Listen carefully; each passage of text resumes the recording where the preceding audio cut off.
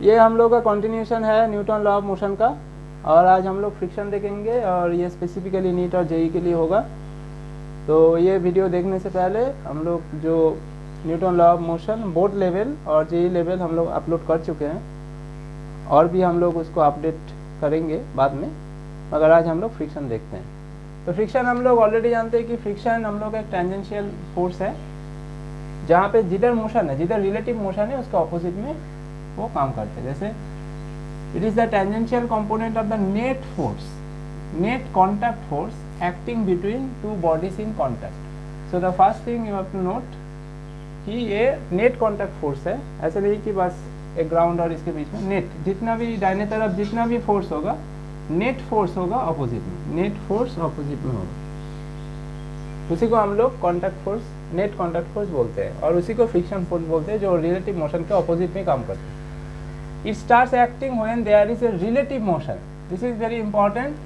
Relative motion होना चाहिए, दो ऑब्जेक्ट के बीच में रिलेटिव मोशन होना चाहिए। जैसे यहाँ पे अगर तुम ये वाला ब्लॉक देखोगे तो यहाँ पे रिलेटिव मोशन किसके और किसके बीच में हो रहा है, ग्राउंड और ब्लॉक के बीच में, तभी हम लोग रिलेटिव मोशन बोलते हैं कि दो सरफेस होना चाहिए रिलेटिव मोशन के लिए। यहाँ पे एक रिलेटिव मोशन हो रहा है ग्राउंड और सी ब्लॉक के बीच में, और यहाँ पे बी और सी ब्लॉक के बीच में एक रिलेटिव मोशन हो रहा है।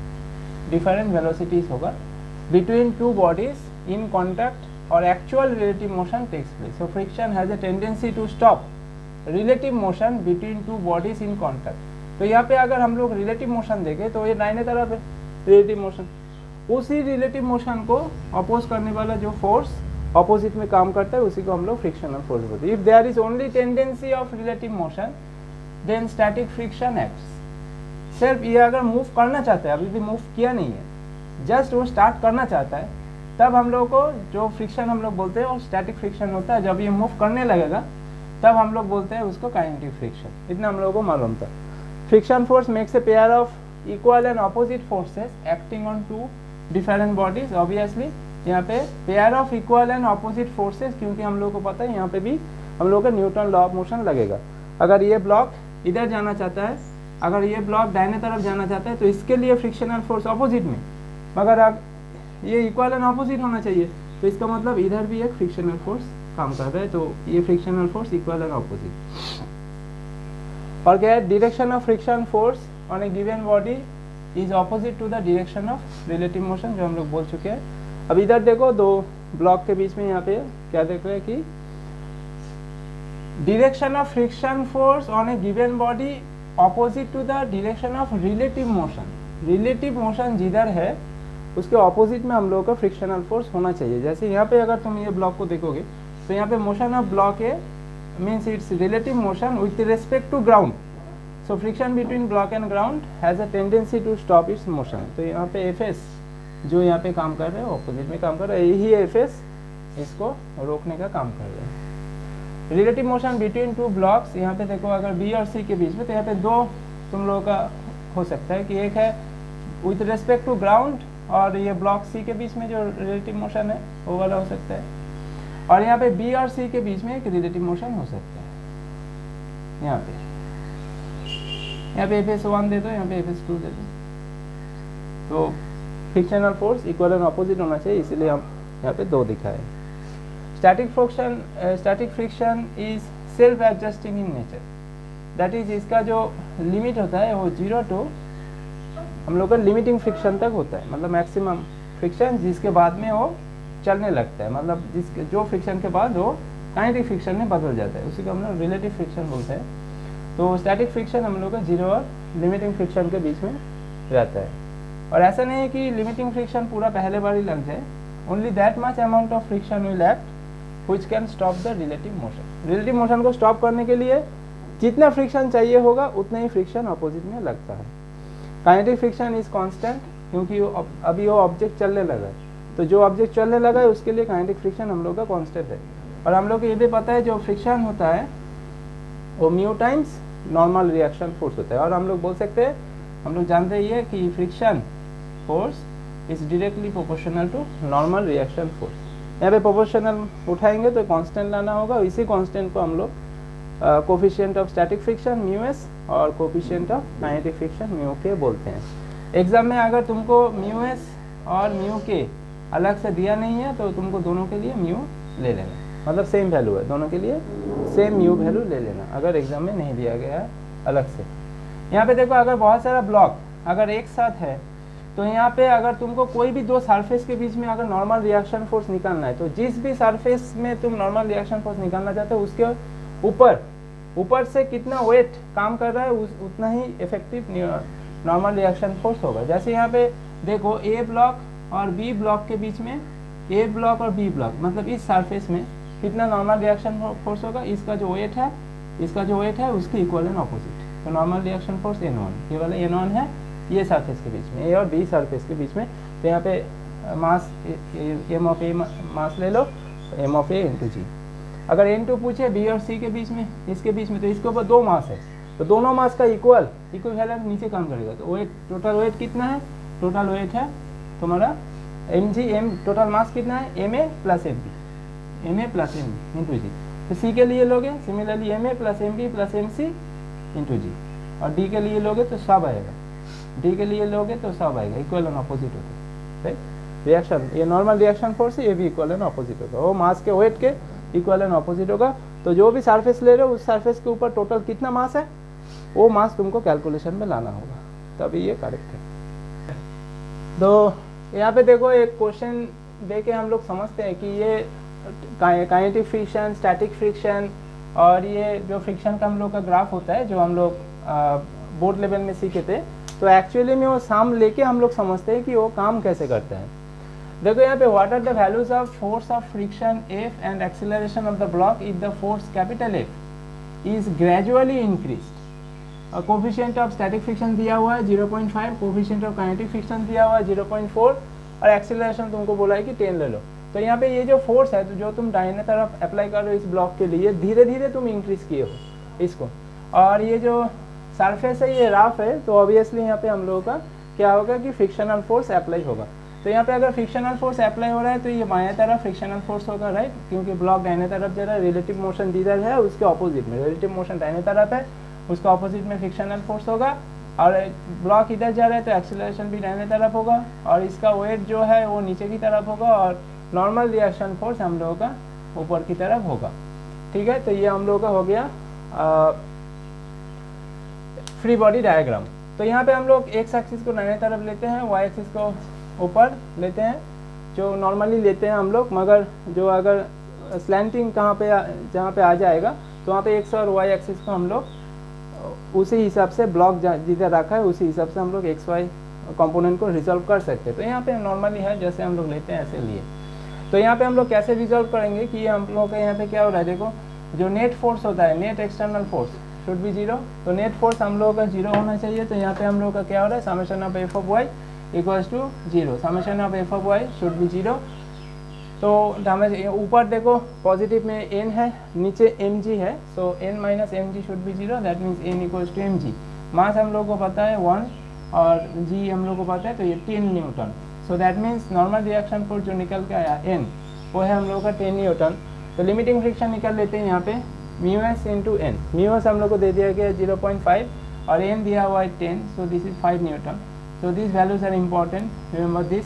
नॉर्मल रिएक्शन फोर्स 10 न्यूटन आया है हम लोग का, और लिमिटिंग फ्रिक्शनल फोर्स जो है वो 5 न्यूटन आया है। एफ के निकाल के रखो, mu k into N, mu के दिया हुआ है और एन हम लोग निकाल चुके हैं 10, तो 4 न्यूटन। ये सब वैल्यू याद रखो, ये अभी काम पे आने वाला है।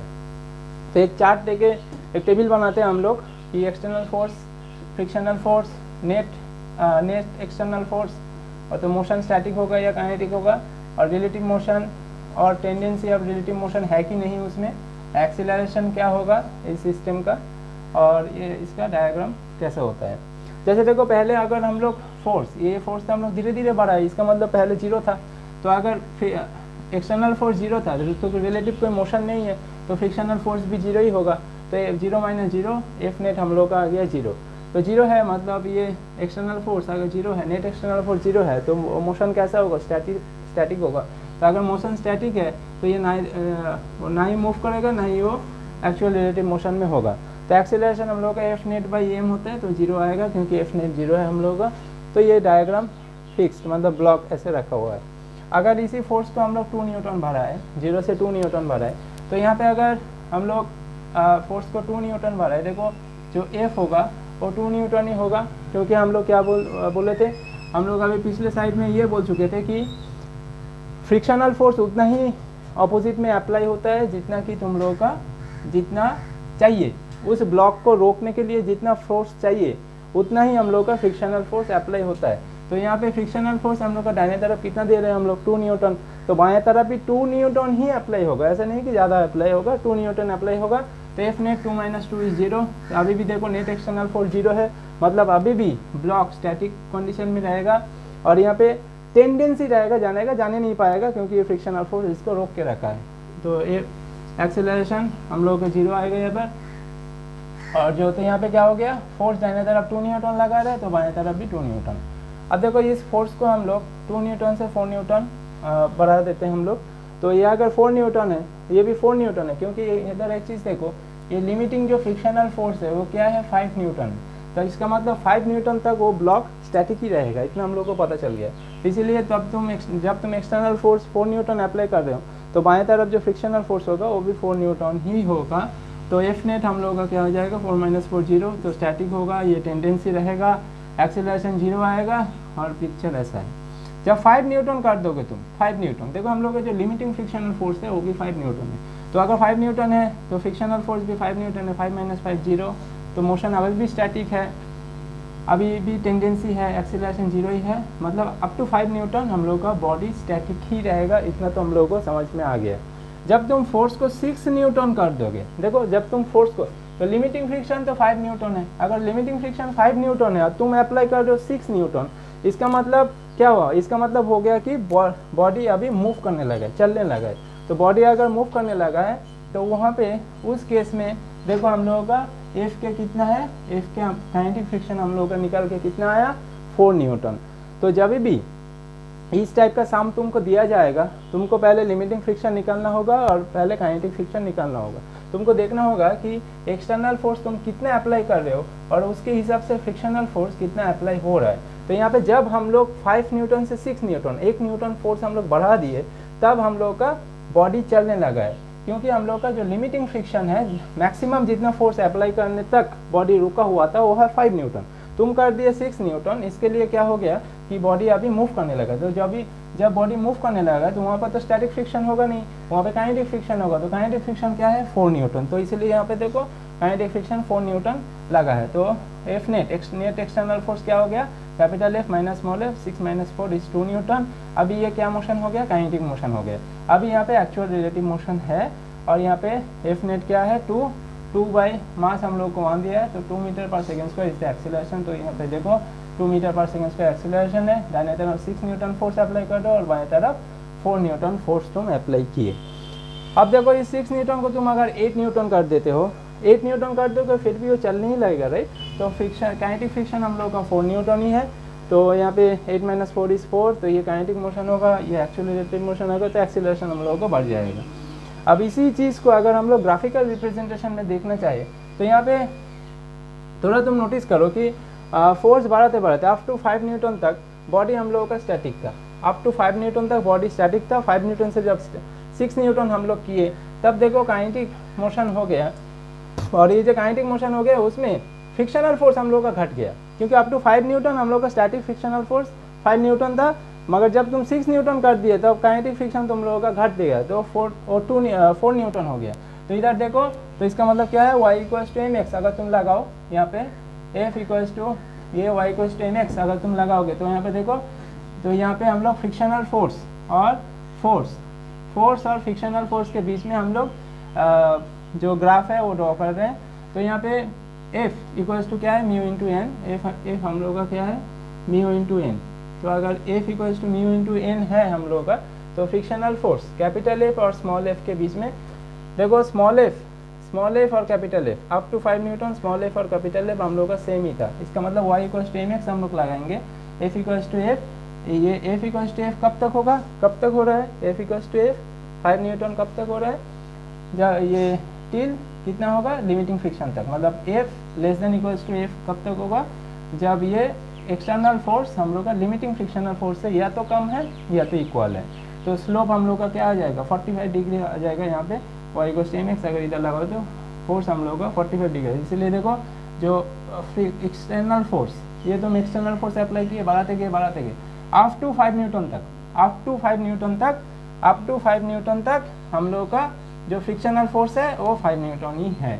तो अप टू 5 न्यूटन तक जो लिमिटिंग फ्रिक्शनल फोर्स है वो 5 न्यूटन ही है।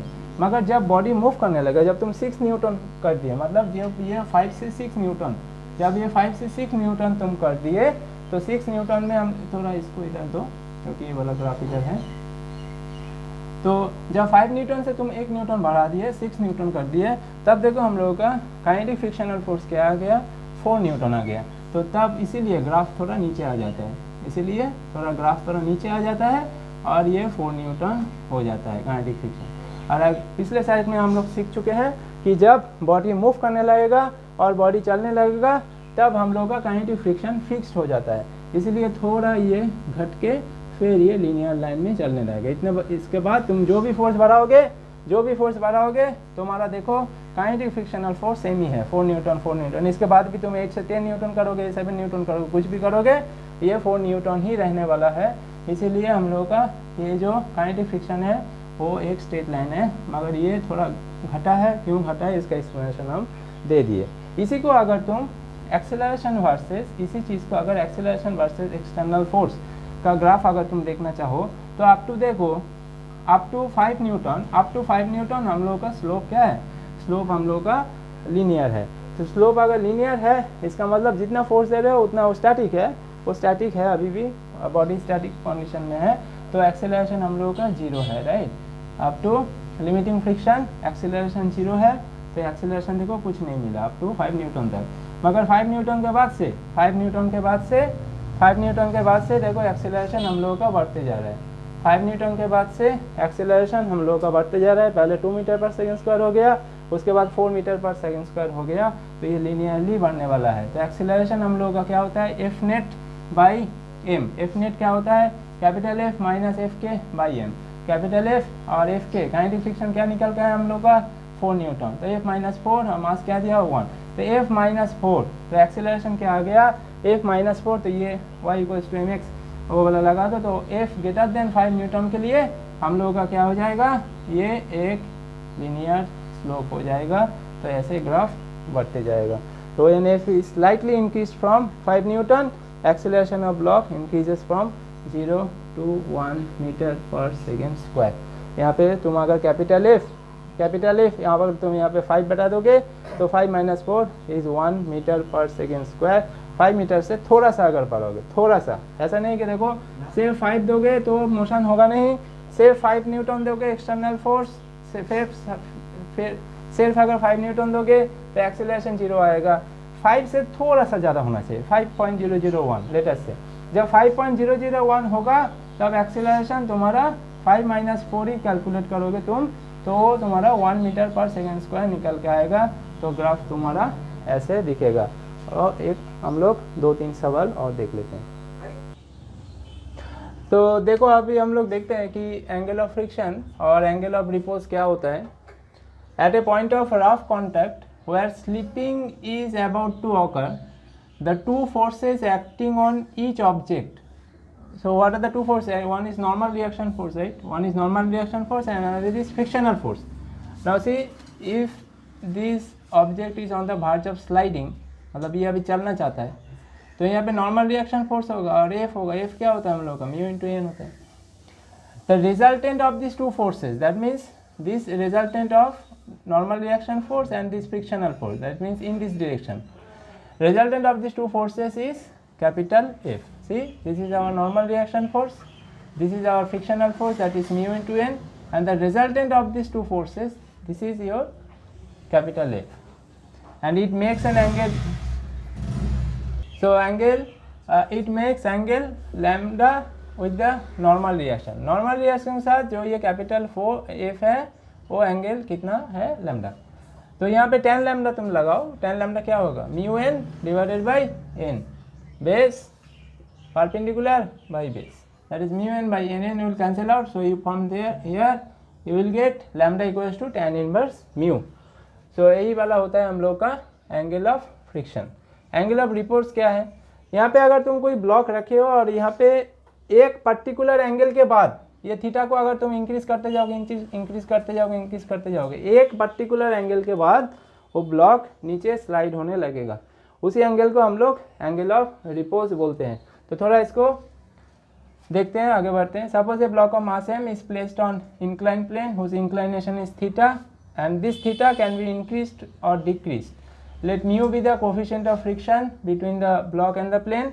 तो यहाँ से अगर हम लोग रिजल्व करें तो हम लोग क्या मिलेगा, ये हम लोग का होता है weight W equals to mg, ये हम लोग का कंपोनेंट ये थीटा एंगल होता है, ये mg cos थीटा होगा और इधर होगा तुम्हारा mg sin थीटा। अगर ये ब्लॉक नीचे की तरफ जा रहा है तो पीछे की तरफ हम लोग का होगा फ्रिक्शनल फोर्स। तो यहाँ से क्या दिख रहा है, ये नॉर्मल रिएक्शन फोर्स। तो नॉर्मल रिएक्शन फोर्स किसके साथ बैलेंस करेगा, mg cos थीटा। और ये FL लिमिटिंग फ्रिक्शन, ये FL ले लो। FL क्या होगा, FL होगा म्यू इंटू एन। एन क्या है, mg cos theta. So mu into mg cos theta. और ड्राइविंग फोर्स और pulling force, this driving force और pulling force F equals to कौन सा फोर्स इसको नीचे की तरफ ला रहा है, mg sin theta component. So what would be the driving force, that would be mg sin theta. So इन तीन इक्वेशन से तीन इक्वेशन से हम लोग को दिख रहा है कि when theta is increase from 0 to 90 degree, यहाँ पे थीटा अगर तुम बढ़ाते जाओगे 0 to 90 degree, normal reaction n and hence the limiting friction FL is decrease. क्यों, देखो यहाँ पे FL में हम लोग का क्या है, कॉस कंपोनेंट है और कॉस हम लोग को पता है 0 to 90 डिग्री, कॉस 0 1 होता है। उसके बाद तुम जितना भी एंगल बढ़ाओगे वो वाला वैल्यू घट जाएगा, इसका मतलब FL घटेगा। तो एंगल जितना बढ़ाओगे FL उतना कम होते जाएगा। While the driving force F में देखो साइन कंपोनेंट है, तो साइन हम लोग का 0 से 90 डिग्री बढ़ेगा। तो अगर तुम एंगल बढ़ाते हो, साइन अगर 30 डिग्री है 60 डिग्री है तो 60 डिग्री में ज़्यादा वैल्यू मिलता है हम लोग को, ये पता है। तो F भी हम लोग का बढ़ेगा, तो ड्राइविंग फोर्स बढ़ेगा। सो हम लोग को क्या अल्टीमेटली क्या पता चला कि जब हम लोग ये वाला एंगल बढ़ाएंगे, ये जो लिमिटिंग फ्रिक्शन फोर्स है ये घटेगा क्योंकि यहाँ पे कॉस कंपोनेंट है। और ये जो ड्राइविंग फोर्स है mg sin थीटा, ये बढ़ेगा क्योंकि यहाँ पे साइन कंपोनेंट है।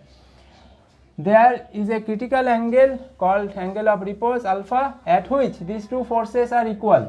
Now if theta is further increased, then the driving force F becomes more than the limiting friction FL and the block starts sliding. So हम लोग पहले बोल चुके थे, एक पर्टिकुलर एंगल जिसके बाद से ये ब्लॉक स्लाइड होना शुरू हो जाए उसी को हम लोग एंगल ऑफ रिपोज बोलते हैं। अगर वो एंगल ऑफ रिपोज आता कैसे है वो हम लोग थोड़ा ज़्यादा यहाँ पे डिस्कस करिए।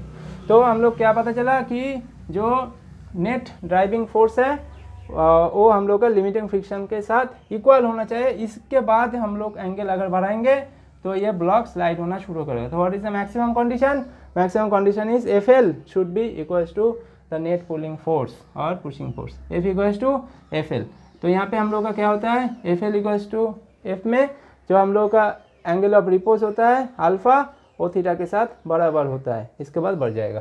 तो यहाँ पे tan लगा दो और तो यहाँ पे म्यू mg, FL क्या है म्यू mg cos थीटा। तो थीटा और अल्फा सेम हो जाता है तो म्यू mg cos अल्फा। और F क्या होता है हम लोग का mg sin theta, so mg sin alpha. यहाँ से mg चला गया तो tan अल्फा इस म्यू, तो mu alpha equals to tan inverse mu. तो यहाँ पे अगर ये तुम दो इक्वेशन देखोगे, lambda equals to tan inverse mu, यहाँ पे alpha equals to tan inverse mu. तो यहाँ पे न्यूमेरिकली ये दो वैल्यू सेम है, इसका मतलब न्यूमेरिकली एंगल ऑफ फ्रिक्शन और एंगल ऑफ रिपोज सेम चीज़ ही है। इसका थोड़ा ग्राफिकल रिप्रेजेंटेशन में देख लेते हैं। देखो अगर थीटा जो ये है एंगल इंक्लाइनेशन, अगर थीटा हम लोग का एंगल ऑफ रिपोज से कम है, तो एंगल ऑफ रिपोज से अगर कम है, थीटा एंगल ऑफ रिपोज से कम है, तो F क्या हो जाएगा हम लोग का FL से कम हो जाएगा। F अगर FL से कम हो जाएगा तो ब्लॉक हम लोग का स्टेशनरी हो जाएगा। थीटा और अल्फा अगर सेम हो गया तो F और FL सेम होगा। ये जस्ट स्लाइड करना शुरू करेगा, मतलब शुरू करना चाहता है, अभी भी शुरू नहीं हुआ। अभी तुम थीटा एंगल ऑफ रिपोज से बढ़ा दो, अगर एंगल ऑफ रिपोज से थीटा बढ़ा दोगे तो F भी बढ़ेगा क्योंकि F वहाँ पे साइन कंपोनेंट है, तो F भी बढ़ेगा और FL घटेगा, यहाँ पे कॉस कंपोनेंट है। द ब्लॉक स्लाइड्स डाउन, अभी वो स्लाइड करेगा विद एक्सीलरेशन, नेट फोर्स हम लोग को क्या पता है, net force divided by mass is acceleration, net force is mg sin theta minus fl. So mg sin theta is capital F and fl. So mg sin theta minus mg sin theta minus mu mg cos theta by m, mg common लेके m वहाँ से चला गया तो g into sine theta minus mu cos theta, ऐसा हम लोगों का एक्सीलरेशन आएगा। इसको ग्राफिकल रिप्रेजेंटेशन में अगर हम लोग देखना चाहे कि n इक्वल्स हम लोग का क्या है mg cos थीटा, fl क्या है mu mg cos theta, f क्या है नेट पुलिंग फोर्स क्या है mg sin थीटा। इसको ग्राफ में देखो कि ये एंगल के साथ ये normal reaction force, limiting frictional force और तुम्हारा ये वाला जो है net force, net sliding force, ये वाला हम लोग का क्या हो जाएगा, ग्राफ देख लो यहाँ पे। तो यहाँ पे अगर देखोगे तुम n में क्या है mg cos थीटा, तो मास को अगर m और g को अगर हम लोग हटा दे तो n डायरेक्टली प्रोपोर्शनल टू क्या होगा, cos थीटा होगा। तो cos थीटा का ग्राफ हम लोग का क्या होता है, cos थीटा का ग्राफ हम लोग को यहाँ से स्टार्ट होता है, यहाँ से, क्योंकि cos 0 में क्या होता है मैक्सिमम, इसलिए देखो ये जो cos थीटा का ग्राफ है, नॉर्मल रिएक्शन का ग्राफ है, वो मैक्सिमम पॉइंट से स्टार्ट हुआ है। इसका मतलब जब एंगल 0 था तब हम लोग का जो नॉर्मल रिएक्शन फोर्स है वो मैक्सिमम है, और cos का ग्राफ ऐसे जाएगा घटेगा, तो हम लोग का ग्राफ भी ऐसे घटते गया फ्रॉम 90 डिग्री। इसलिए हम लोग यहाँ पे बोले थे कि 0 to 90 डिग्री cos का ग्राफ देखो डिक्रीज होता है।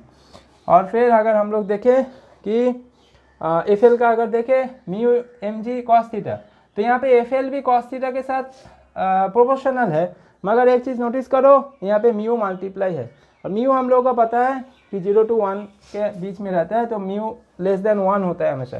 तो म्यू अगर लेस देन 1 है तो एफ हम लोगों का लेस देन cos थीटा होगा, मतलब पहला का जो cos थीटा का वैल्यू था उससे कम ही होगा। तो यहाँ पे म्यू mg, तो मैक्सिमम वैल्यू क्या होगा हम लोगों का, mu into mg, mu multiplication में है क्योंकि म्यू लेस देन 1 होता है, तो म्यू इंटू mg से कम ही होगा।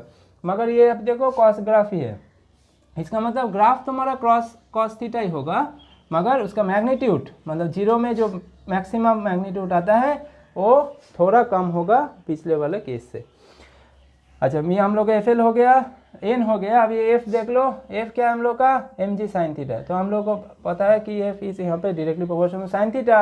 अगर साइन थीटा का ग्राफ अगर हम लोग देखें तो साइन थीटा का ग्राफ हम लोग का ऐसे होता है, मतलब साइन 0 में 0 और साइन 45 में 1/√2 और साइन पे n पाई 0 होता है, साइन पाई में 0, फिर 2 पाई में 0, ऐसे होता है हम लोग का।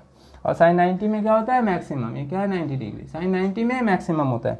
इसलिए देखो यहाँ पे साइन थीटा का ग्राफ हम लोग लगाएंगे, ऑरिजिन से जाएगा, ये ऑरिजिन से जाएगा ग्राफ, ऐसे उठेगा, हम लोग हाफ तक 90 डिग्री तक ड्रॉ किए। तो 0 में 0 होता है, और 90 डिग्री में हम लोग का क्या होगा, 90 डिग्री में फोर्स, अगर थीटा यहाँ पे 90 डिग्री लगा दे तो साइन 90 क्या होता है 1, तो एफ का मैक्सिमम मैग्नीट्यूड क्या आ गया mg। तो जब 0 था, मतलब जब 90 डिग्री था, तब एफ का मैग्नीट्यूड क्या है mg है। तो इसीलिए देखो यहाँ पे दो वैल्यू, मतलब ये नॉर्मल रिएक्शन का फोर्स 0 में mg आ रहा था, और यहाँ पे अभी क्या आया, एफ का वैल्यू 90 डिग्री में क्या आया हम लोग का mg आया। तो इसी ग्राफ से सब कुछ क्लियर होता है। और यहाँ पे और एक चीज़ देखो कि ये वाला जो फ्रिक्शन कैपिटल एफ है और ये जो लिमिटिंग फ्रिक्शनल फोर्स है, ये दो एक जगह कट करेगा, तो एक जगह कट करेगा, उसी एंगल को हम लोग एंगल ऑफ रिपोज बोलते हैं। देखो इसी को हम लोग थीटा इक्वल्स टू अल्फा बोले हैं, क्योंकि इस एंगल के बाद देखो साइन थीटा कंपोनेंट बढ़ते जाएगा, मतलब एफ बढ़ते जाएगा, एफ बढ़ते जा रहा है इस एंगल के बाद, और लिमिटिंग फ्रिक्शन घटते जा रहा है। तो अगर नेट फोर्स तुम्हारा बढ़ते जा रहा है और लिमिटिंग फ्रिक्शनल फोर्स घटते जा रहा है, इसका मतलब ब्लॉक अभी स्लाइड होना शुरू कर देगा, किसके एंगल के बाद, theta equals to alpha angle के बाद। इसीलिए इसको हम लोग एंगल ऑफ रिपोज बोलते हैं, जिस एंगल के बाद वो ब्लॉक स्लाइड होना शुरू हो जाए। अभी हम लोग 2-3 क्वेश्चन देखेंगे।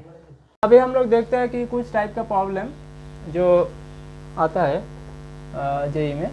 तो देखो ये है to find tension at some point, let us say at some point P, if it is variable, P point हम लोग वेरी कर सकते हैं। तो यहाँ पे हम लोग को 3 स्टेप फॉलो करना है। पहला है कि जो नेट एक्सीलरेशन है वो निकालना है। नेट एक्सीलरेशन क्या होगा पूरा सिस्टम का, वो होगा नेट पुलिंग और net pushing force divided by total mass. Then you have to draw FBD, and then apply this formula F net equals to mass into acceleration. ये तीनों स्टेप हम लोगों को फॉलो करना है। अब देखो यहाँ पे जो सिस्टम दिया है, यहाँ पे ये टेंशन फोर्स बी है, यहाँ पे टेंशन फोर्स ए है, यहाँ पे टेंशन फोर्स सी है। तो यहाँ पे तुमको टेंशन निकालना है ए बी और सी में, और सी दिया गया है कि ये वाला है मिड पॉइंट, और ये पूरा सिस्टम का एक्सेलरेशन है ये, क्योंकि ये पूरा तुम पुल कर रहे हो एक फोर्स से जो है 100 न्यूटन। तो यहाँ पे पहला हम लोग क्या बोले कि एक्सेलरेशन निकाला है, नेट पुलिंग और पुशिंग फोर्स। तो एक्सेलरेशन देखो ऊपर की तरफ ले रहे हो तो एफ ज़्यादा होगा, तो एफ, और नीचे की तरफ क्या क्या फोर्स लग रहा है, नीचे की तरफ 4G 2G, और ये जो वायर है ये वायर का भी एक मास है, ये वायर का भी एक मास है, ये 20 दिया है, ठीक है, ये वायर का भी एक मास है 20। तो यहाँ पे देखो तो force minus weight of 2 kg this in the downward direction, minus weight of 4 kg in the downward direction, and weight of the string. ये स्ट्रिंग का वेट है, इसीलिए हम लोग का जो टेंशन है वो वेरी कर रहा है। ये स्ट्रिंग का वेट है, इसलिए जो हम लोग का टेंशन फोर्स है वो डिफरेंट पॉइंट पे डिफरेंट हो रहा है। तो वो minus weight of the string, और वेट है तुम्हारा ये 2 ग्राम दिया है, ठीक है। ये वायर का जो स्ट्रिंग का जो मास है ये तुम्हारा 2 kg दिया है, 2 kg दिया। टोटल मास क्या होगा, बाई टोटल मास होगा mass of 2 kg, mass of 4 kg and mass of the string. तो देखिए यहाँ पे 100 न्यूटन फोर्स दिया हुआ है, माइनस 20 2 इंटू जी मतलब 20, 4 इंटू जी माइनस 40, और वेट ऑफ द स्ट्रिंग है 2 kg, तो 2 into G 2 into 10 that is 20, और नीचे mass of the 2 kg, mass of 4 kg and mass of string 2 + 4 + 2। तो acceleration comes out to be 2.5 metre per second square.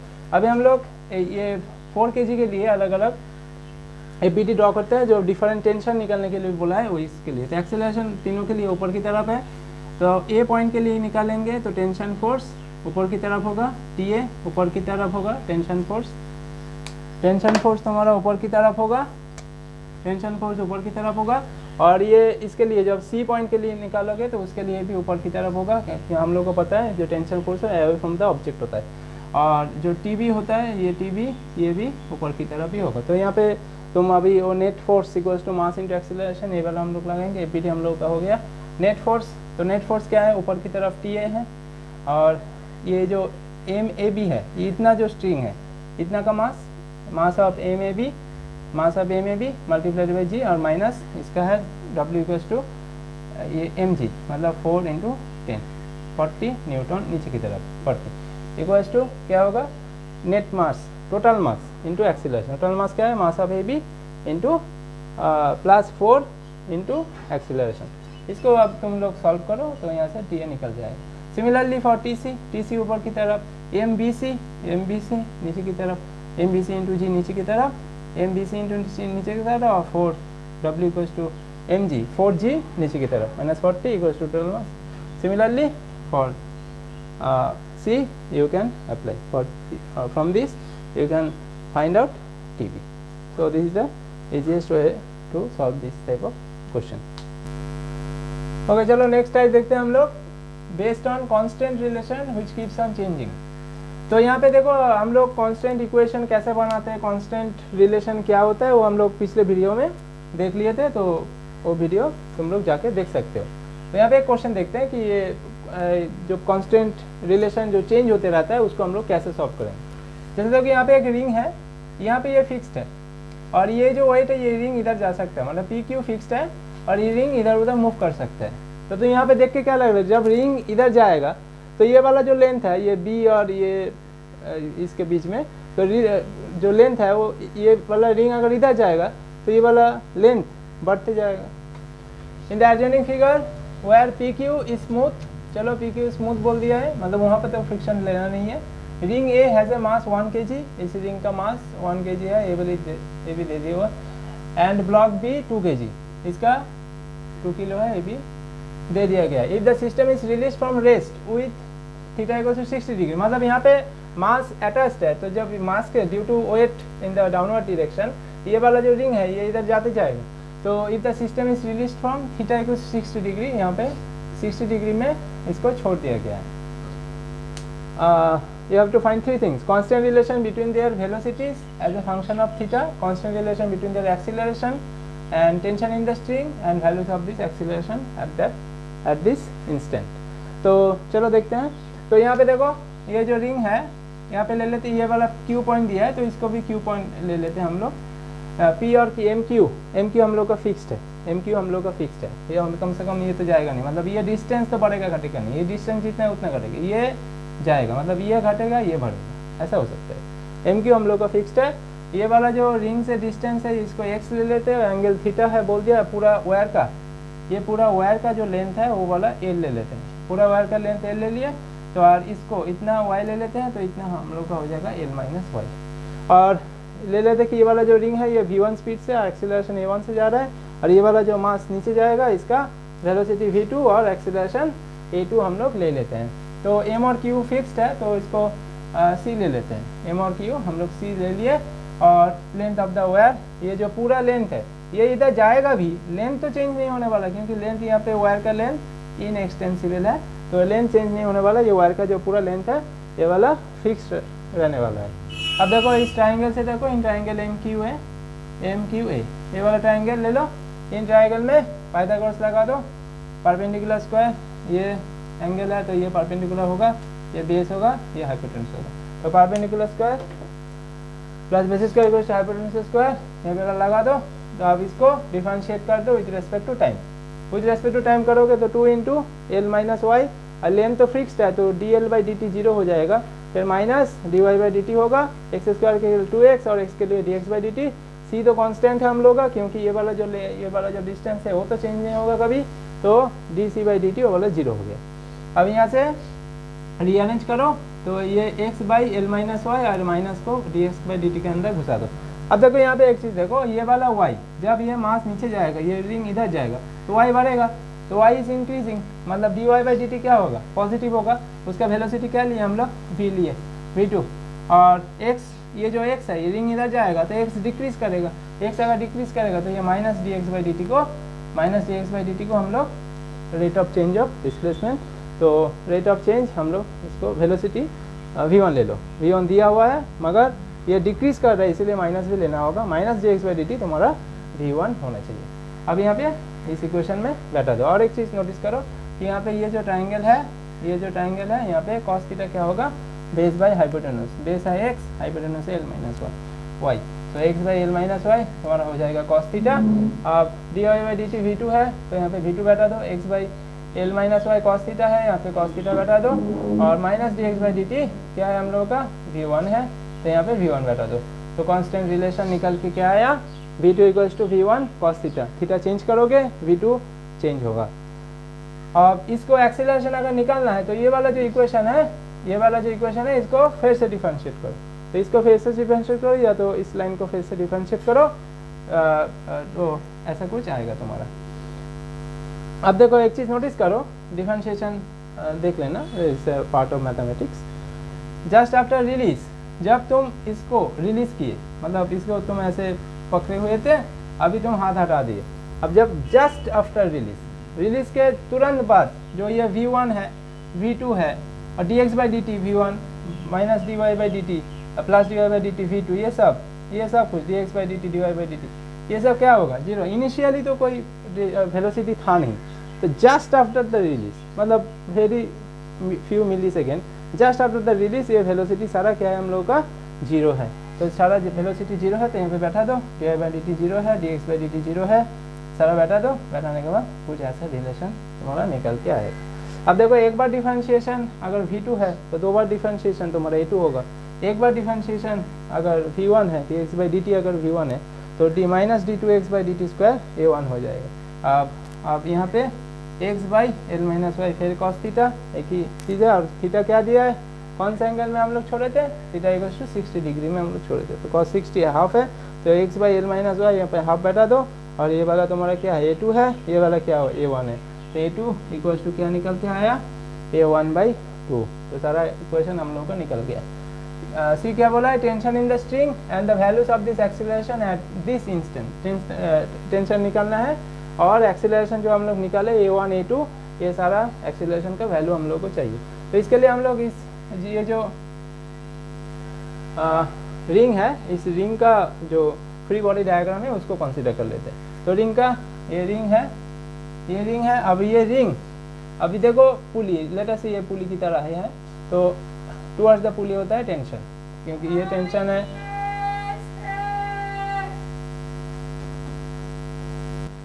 तो यहाँ पे हम लोग ये करो, यहाँ पे टेंशन टुवर्ड्स द पुली होता है, तो यहाँ पे अटैच्ड है तो टेंशन उसी की तरफ होगा। तो यहाँ पे टेंशन इसी की तरफ है, और ये एंगल क्या है 60 डिग्री है। और ये रिंग किस एक्सीलरेशन से जा रहा है, ये रिंग a1 एक्सीलरेशन से जा रहा है। इस ब्लॉक का फ्री बॉडी डायग्राम ड्रॉ कर लो। इसका वेट क्या है 22 दिया हुआ है, ब्लॉक का 2 kg दिया है, तो इसका वेट क्या होगा 20 न्यूटन। और ये भी जहाँ पे अटैच्ड है उधर की तरफ टेंशन होगा, तो T उधर। और ये ब्लॉक नीचे की तरफ जा रहा है, तो एक्सीलरेशन का डायरेक्शन नीचे की तरफ है a2। तो यहाँ पे क्या दिख रहा है, तो यहाँ पे ये वाला जो कंपोनेंट है वो T cos 60 हो जाएगा, और ये वाला जो कंपोनेंट है वो T sin 60 हो जाएगा। तो T cos 60 इसी के वजह से हम लोग का एक्सीलरेशन आ रहा है रिंग में, तो T cos 60 that is the effective force. Effective force equals to mass into acceleration. Mass is the mass of the ring, 1 kg दिया हुआ है। तो यहाँ से cos 60 हाफ है, तो T/2 equals to mass 1 kg है इंटू एक्सीलरेशन। अब बी के लिए दे वहाँ पे लगा दो 20 न्यूटन। ये ब्लॉक नीचे की तरफ जा रहा है, तो 20 न्यूटन ज़्यादा होगा। 20 newton minus T equals to mass into acceleration. Net force equals to mass into acceleration. यहाँ से एक इक्वेशन है। अब देखो ये वाला इक्वेशन देखो, T/2 इक्वल्स टू a1, 20 माइनस T equals to 2a2 and a/2 equals to a1/2। तीनों इक्वेशन सॉल्व करो। तीनों इक्वेशन सॉल्व करने से T a1 a2 सारा निकल के आएगा। तो ऐसे टाइप का सम कांस्टेंट रिलेशन निकालने के बाद ही हम लोग कर सकते हैं, नहीं तो ये सब का सम हम लोगों का होगा नहीं। चलो तो देखते हैं हम लोग का टाइप 3 देखते हैं। To find whether the block will move और not under different forces kept over a rough surface. तो यहाँ पे देखते हैं कि बहुत सारा फोर्स हम लोग एक ब्लॉक के में लगाएंगे, वो वाला ब्लॉक मूव करेगा कि नहीं करेगा वो वाला देखना होगा। तो उसके लिए कुछ स्टेप हम लोग को फॉलो करना है। क्या क्या स्टेप है, the rough surface may be horizontal, inclined, vertical. ये हम लोग का हॉरिजॉन्टल है रफ सरफेस, ये वर्टिकल भी हो सकता है और तुम्हारा इंक्लाइन भी हो सकता है। Resolve the forces along the surface and perpendicular to the surface. तो रिजॉल्व तो हम लोग को करना आता है। नेक्स्ट स्टेप है कि in most of the cases acceleration perpendicular to the surface is 0। Acceleration ऊपर की तरफ, ये ब्लॉक अगर दाहिने तरफ जा रहा है तो ऊपर की तरफ तो एक्सीलरेशन है नहीं, तो acceleration perpendicular to the surface, यहीं से तुम्हारा एक इक्वेशन निकल के आएगा, वो इक्वेशन गेम चेंजर होगा। तो उसके बाद क्या करना है, so net force perpendicular to the surface, net force perpendicular to the surface should be 0 करना है। एक्सीलरेशन 0 है तो नेट फोर्स भी 0 कर देंगे perpendicular to the surface. By putting the net force perpendicular to the surface equal to 0 we will get normal reaction force. तो net force 0 करेंगे, net acceleration perpendicular to the surface 0 होगा, तो acceleration 0 है तो force भी 0 होगा perpendicular to the surface. और force से फोर्स इक्वल टू 0 करके हम लोग वहाँ से reaction force, normal reaction force निकालेंगे। उसके बाद mu S into n calculate करेंगे, उसके बाद mu k into n calculate करेंगे। ये दोनों कैलकुलेट करने के बाद calculate net force along the plane and उसको हम लोग कैपिटल एफ बोलेंगे। अब दो चीज़ कैलकुलेट करना है, देखना है कि ये जो नेट फोर्स है एफ, कैपिटल एफ जो एक्सटर्नल फोर्स है वो म्यू एस इंटू एन से कम है कि ज़्यादा है। अगर म्यू एस इंटू एन से कम है, देखो ये वाला केस हम लोग पिछले वाला एक डायग्राम देखे हम लोग अच्छे से समझ लिए थे कि जब ये force mu S into n से कम होता है तब हम लोग का क्या होता है कि जो फ्रिक्शनल फोर्स होता है वो एक्सटर्नल फोर्स के बराबर हो जाता है। लिमिटिंग फ्रिक्शनल फोर्स से अगर कम है तो एक्सटर्नल फोर्स अगर लिमिटिंग फ्रिक्शनल फोर्स से कम है और समान है तो वहाँ पे हम लोग को क्या हो जाता है कि फ्रिक्शनल फोर्स हम लोग का एक्सटर्नल फोर्स से इक्वल हो जाता है। तो यहाँ पे इस केस में हम लोग का क्या होगा, F minus F should be 0, that means F net next external force is 0। अब नेट एक्सटर्नल फोर्स 0 है तो एक्सीलरेशन भी 0 होगा। अगर f mu S into n से ज़्यादा है तो f mu S into n से ज़्यादा है तो यहाँ पे हम नेट फोर्स हम लोग का रहेगा, right, capital F minus small F. तो एक्सीलरेशन हम लोग का यहीं से निकलेगा एफ नेट बाई एम। तो ये वाला केस याद रखना है कि हम लोग को पहले mu S into n calculate करना है, उसके बाद कैपिटल एफ भी देखना है। अगर f mu S into n से कम है तो हम लोग नेट फोर्स 0 करेंगे, नेट फोर्स 0 मतलब एक्सीलरेशन भी 0। ग्रेटर देन है तो नेट फोर्स एक्सेलरेशन हम लोग का एफ नेट बाई एम हो जाएगा। तो उसके बाद एक क्वेश्चन देख लेते हैं कि देखो यहाँ पे 2 kg का एक ब्लॉक है, इधर तुम नीचे 6 न्यूटन फोर्स दे रहे हो, इधर एंगल में 10√2 न्यूटन फोर्स दे रहे हो। इसका एंगल देख लेते हैं, इसका एंगल तुम्हारा दिया हुआ है 45 डिग्री, इसका एंगल 45 डिग्री दिया हुआ है और 10√2 न्यूटन इधर से तुम खींच रहे हो, इधर तुम दे रहे हो 4 न्यूटन और बस यहाँ पे म्यू एस दिया हुआ है, म्यू के दिया हुआ है। क्या क्या कैलकुलेट करना है? Find the force of friction acting on the block. तो स्मॉल एफ निकलना है। State whether the block will move और not, if yes then with what acceleration भी निकलना है। तो जो जो हम लोग का स्टेप था वही स्टेप हम लोग अभी फॉलो करेंगे। तो देखो पहले इसको रिजॉल्व कर लो तो अच्छा होगा। देखो यहाँ पे ये 10√2 न्यूटन जो फोर्स है खींच रहे हो, तो ये बाहर की तरफ फोर्स होगा 10√2 cos 45 डिग्री। तो इसका क्या आ जाएगा? 10√2 cos 45 1/√2 दैट मीन्स 10 न्यूटन। तो 10 न्यूटन आने तरफ होगा और जो परपेंडिकुलर फोर्स होगा वो क्या होगा? 10√2 sin 45 डिग्री। तो ये भी sin 45 1/√2 होता है, मतलब ऊपर भी 10 न्यूटन फोर्स होगा। तो दाहिने तरफ एक्स एक्सिस में 10 न्यूटन और वाई एक्सिस में 10 न्यूटन। तो इसको अगर हम लोग एबीडी ड्रॉ करेंगे तो क्या क्या मिला? नीचे की तरफ क्या मिल रहा है? 6 न्यूटन। नीचे की तरफ इसका वेट भी है W = mg, 2 kg दिया हुआ है, 2 × 10 दैट इज 20 न्यूटन। अच्छा ये सरफेस में लगा हुआ है तो ऊपर की तरफ क्या है? ऊपर की तरफ रिएक्शन फोर्स है, तो उसका R ले लेते हैं। दाहिने तरफ क्या फोर्स है? 4 न्यूटन। दाहिने तरफ 4 न्यूटन फोर्स है और दाहिने तरफ हम लोग को और एक फोर्स मिला। क्या मिला? 10 न्यूटन फोर्स मिला। और ऊपर की तरफ हम लोग का और एक फोर्स है जो है 10 न्यूटन। तो इसी को अगर हम लोग रिजॉल्व करना चाहे तो इसको हम लोग रिजॉल्व कर लेते हैं। अब देखो यहाँ पे समेशन ऑफ एफ वाई हम लोग का क्या होता है? समेशन ऑफ एफ वाई हम लोग का 0 होता है। Net force in the vertical direction 0। तो यहाँ से देखो समेशन ऑफ एफ वाई, ऊपर की तरफ क्या है? R, नीचे की तरफ क्या है? 20 न्यूटन, नीचे की तरफ क्या है? 6 न्यूटन और ऊपर की तरफ क्या है? 10 न्यूटन। तो इसको रिजॉल्व करो। इसको करने से क्या मिलेगा? बोलो। ऊपर की तरफ R है, ऊपर की तरफ 10 है, नीचे की तरफ 20 है, नीचे की तरफ 6 है, that should be equal to 0। तो -20 that is -10 -16, so R = 16 newton यहाँ से निकल के आया। तो समेशन ऑफ एफ वाई 0 करके हम लोग का R = रिएक्शन फोर्स हम लोग निकल लिए। यही अब तो हम लोग का टारगेट था। परपेंडिकुलर टू द सरफेस जो फोर्स है वो फोर्स तुमको 0 करना है, वो फोर्स 0 करना है। तो perpendicular to the surface summation of f y, perpendicular to the surface 0 कर दिए और 0 करके हम लोग क्या निकाले? क्या बोला था कि रिएक्शन फोर्स निकालो। तो perpendicular to the surface force को 0 करके हम लोग रिएक्शन फोर्स निकाल लिए। ये पहला हम लोग का स्टेप यहाँ तक हुआ। उसके बाद क्या बोले थे? Mu S into n calculate करो और mu S into n calculate करो। तो म्यू एस इंटू आर, यहाँ पर म्यू एस म्यू के दोनों दिया है, दोनों कैलकुलेट करके रखो। आर तो निकल गया। तो जी म्यू एस दिया 0.6, म्यू एस इंटू आर 0.6 × 16 और ये 0.4 दिया है म्यू के इंटू 16। तो यहाँ से निकल के आया कि म्यू एस इंटू आर, तो यही हम लोग का लिमिटिंग फ्रिक्शनल फोर्स है ना, एफ लिमिटिंग फ्रिक्शनल फोर्स। तो कितना आया? 9.6 न्यूटन। और ये म्यू के है और म्यू के क्या है? 6.4 न्यूटन। तो हम लोग अभी क्या करना है? समेशन ऑफ एफ एक्स कर लो। एक्स एक्सिस में टोटल फोर्स, तो एक्स एक्सिस में टोटल कितना फोर्स दिख रहा है? 10 न्यूटन दिख रहा है और 4 न्यूटन दिख रहा है। तो 10 + 4, तो नेट ड्राइविंग फोर्स क्या है? 14 Newton in the right hand side. अभी हम लोग निकालते हैं find the force of friction acting on the block.